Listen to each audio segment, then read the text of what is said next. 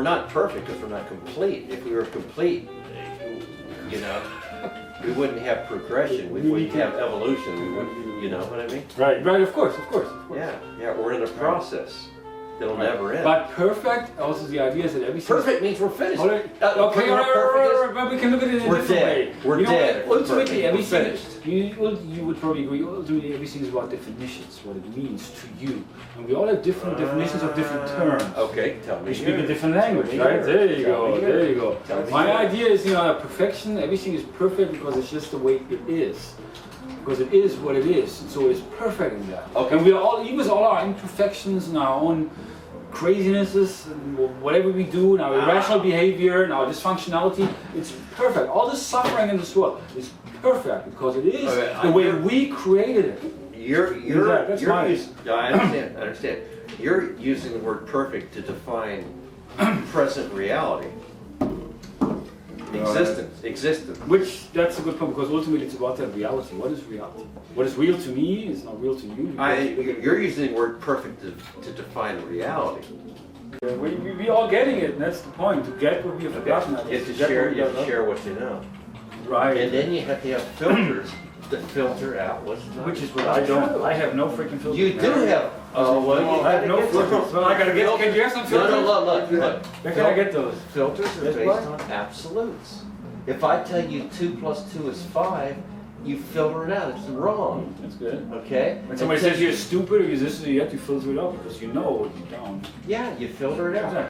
We're talking about filters. Oh.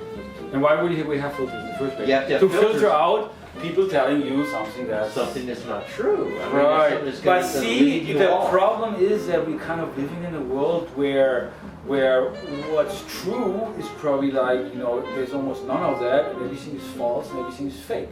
And everybody, excuse my generalizing everything, but things have become kind of very unreal and fake in this world. And people even say, I love you, or, like everything is like, it's not real. Because everybody wants something. It's a market.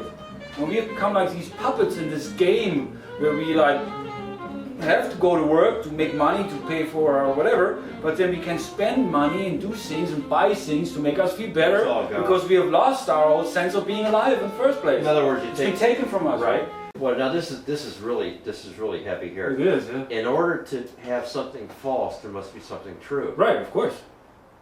Yeah. Okay. Right. That's a good. There wouldn't be any false if there was no true. Everything. Hallelujah.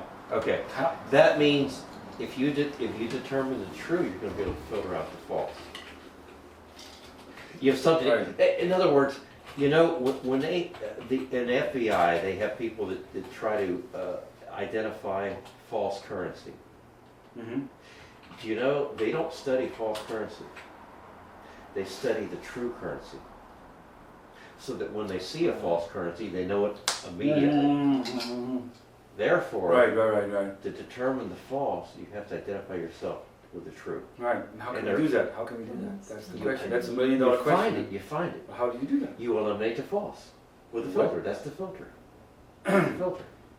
Right, but again, you must have something in you that identifies. I think what I'm trying to you have to have a bell inside your heart that identifies the true. You have to have it. If you don't have that, there's a technique. There's got to be a system. There's got to be something, and that's the thing, and that's what we here, among other things, to explore.